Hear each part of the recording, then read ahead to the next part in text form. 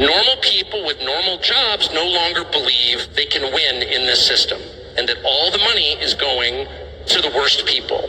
And no one even stops to ask what the hell is going on. But what I'm saying is that our leadership class should say something about it and should assign a moral value to it. And if you're getting rich by loaning money to people at incredibly high interest rates, that's something you're going to have to talk to God about.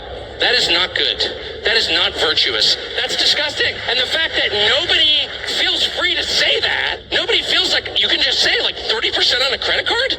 Why is anybody paying a credit card bill? You know, because they always say, like, if the very rich, if you borrow enough from a bank, you're kind of in charge of the bank because they need you to pay them back, so they're totally happy to negotiate terms with you. But if you borrow a little bit from the bank, they'll just take your house away.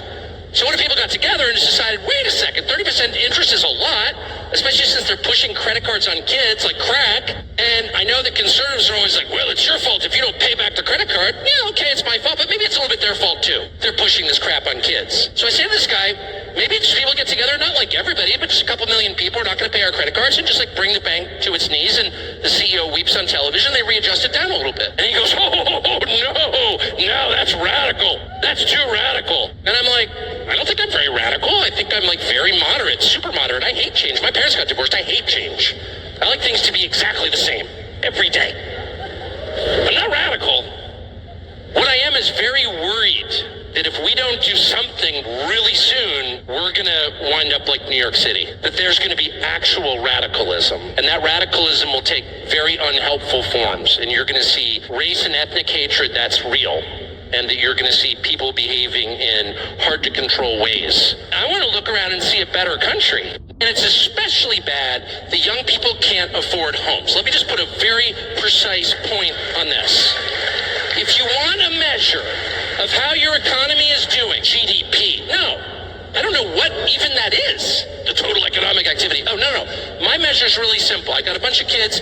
Can they afford houses with full-time jobs at like 27, 28? And the answer is no way. And the answer is that 35-year-olds with really good jobs can't afford a house unless they stretch and go deep into debt. That's a complete disaster. Why?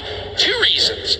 One, if people don't own things, they don't feel ownership of the country they're in. And the country gets super volatile because people feel like they've got nothing to lose. When you have a lawn, trust me, you're thinking long term. Second, it's really hard to have a family without a house. It's like super fun to live in an apartment if, there's like a bar downstairs, you're in a cool neighborhood. I'm in East Village, it's so cool. So you're not going to have 3 kids there, you can.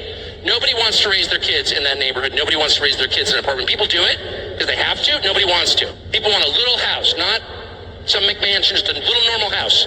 That is the actual American dream. And that is what is totally unattainable.